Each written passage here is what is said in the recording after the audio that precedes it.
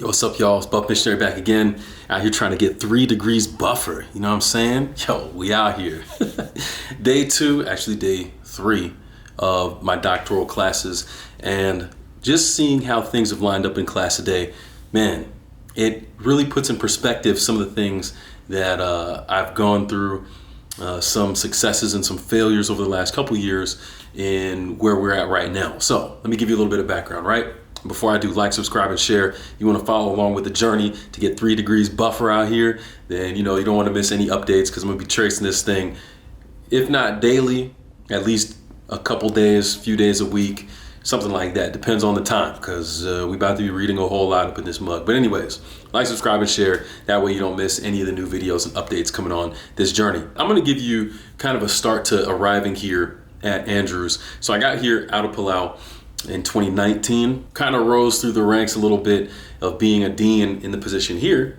Started off with working in the basement in the health club, eventually became a student dean, eventually became an interim assistant dean, eventually became an assistant dean full-time. Now, I had always kind of looked at this as being something that would line up with the MDiv, and my idea was when I finish with the MDiv, I'm gonna take the next step. I'll be done with being a dean, and we'll go into the next thing, whatever that might be, hopefully something that has to do with mission. To this end, and a lot of people don't know this, so I'm gonna spill the beans right now. There were actually three positions that I applied for over the last 2 years in anticipation of being done as an assistant dean. The first one was the missions coordinator at Southern Adventist University.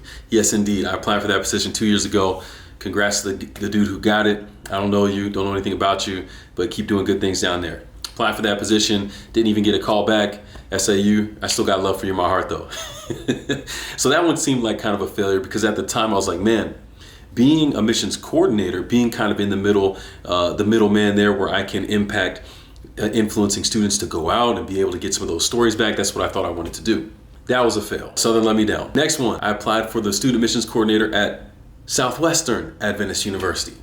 Got a lot of good people down there. It's got a lot of Palau, really good Palau connections down there, but didn't get the call back. Well, I did get a call back and made it through the process pretty well. A lot of great conversations with people that I had made friends with and rapport with before, but they ended up going a different direction, and that's cool. I don't know who the coordinator is down there right now, but shout out to you. Keep up the good work, keep it going, and I hope, well, I know for a fact with all the Palau influence down there that y'all about to be doing some big things. So make the most of that opportunity, all right?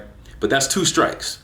2 attempts to be a missions coordinator, which if you know me, you probably think it'd be a great fit, and struck out twice.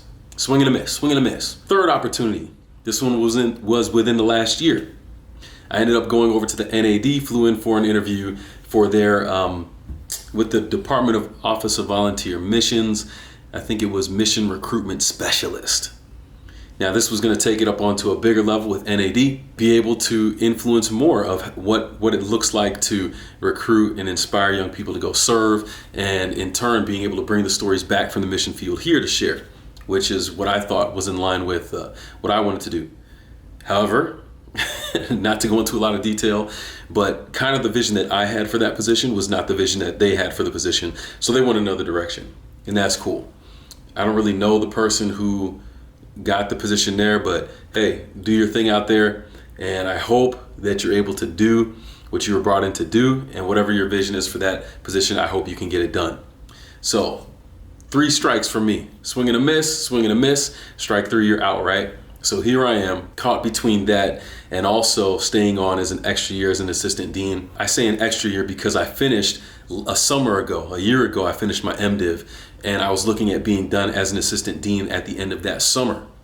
The issue was that, I guess 2 school years ago now, it was the COVID year. I'll start there. So the COVID year, I had a bunch of guys in my office, too many for the space requirements or whatever, but we were talking about missions, talking about Palau, talking about going to serve, and these guys were so hyped and excited about it. Man, we just had to talk. 5 out of the 6 of those guys ended up going out to be missionaries, and during the following year when they were out serving, I was pretty instrumental in recruiting 3 of them to come back and be RAs in the dorm. So I said, well, you know what, I can't just leave them hanging.